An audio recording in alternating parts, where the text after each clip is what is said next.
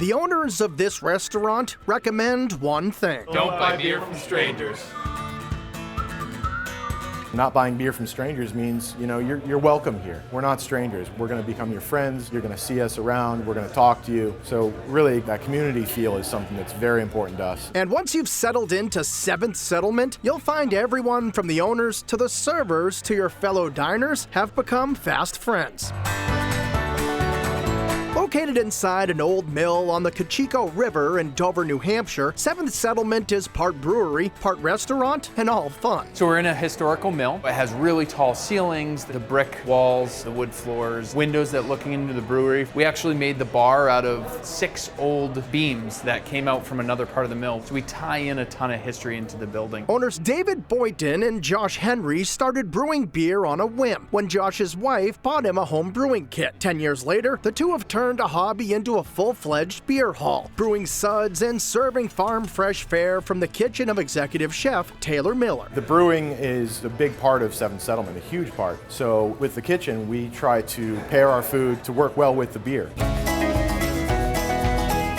As you enter the space, it's obvious that beer is the backbone of the restaurant, with a brewery housed inside glass just off the dining room. These are draft lines going directly to the bar, fully connecting the bar to the brewery. So every time that you're pulling a beer out of the bar, you're actually pulling it from the brewery. It keeps it fresh the entire way through. I mean, the first day that it's put on draft is the very first day that it's ever available. It's the freshest way to get beer. And to go along with all that house-brewed beer is some outstanding fare. Our focus is obviously to use what's around us as far as ingredients, and we incorporate that into our beer as well, and the beer and food play well together. There are beer roasted wings slathered in a variety of sauces and served with pickled onions and blue cheese for dipping, or potato dumplings pan-seared with mushrooms and presented in a bourbon cream sauce. But nothing goes better with beer than pretzels. So the rippable, dippable 7th Settlement warm pretzel braid is an absolute must-order appetizer. The pretzels are an obvious great choice for pairing with beer. We often serve them with an IPA, house-made mustard, and our beer cheese. A handcrafted pretzel braid we make daily, so they come hot out of the oven. Just a really nice, soft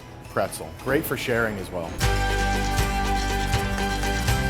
The sandwich section of the menu is where 7th Settlement really shines, with creative Sammys like the Misty Melt, an open face of awesomeness piled high with thick slices of turkey, ale-steeped apples, and cheddar all smothered in a rich turkey gravy. Another open-faced option is the Meatloaf Sandwich, cut thick and served on top of griddled Amish bread with roasted tomatoes, crispy onions, and beer cheese. And for a house favorite, there's the Mill Ham Sandwich, made with smoked pork, bacon, Swiss, and onions, and slathered with a zippy IPA mustard. The Mill Ham is sort of an employee favorite. It's a little bit of a take on a Cubano without being a pressed sandwich, so it's a really nice, big, tall sandwich, and that ciabatta bread really adds a nice crunch to it. Since beer also goes great with a burger, Taylor has lined the menu with many outstanding options. For the traditionalist, there's the Settlement Burger topped with aged cheddar, smoked bacon, lettuce, tomato, and onion. The Hackmatack Bison Burger is lean and mean, topped with garlic aioli, IPA mustard, barbecue sauce, and smoked Gouda. But for a real pile-up of deliciousness, order the Amaranth. The Amaranth is like a hybrid Reuben and hamburger with a fried egg on top. So it takes our house brined pastrami, which is shaved thin on our own homemade rye, Swiss, pickled cabbage dressed with Thousand Island dressing, and then you get the burger patty on top of that with a fried egg to finish it. So you better get a bib because the egg yolk is going to be dripping on you, and you've got the cheese. It can be a bit of a mess, but really worth it.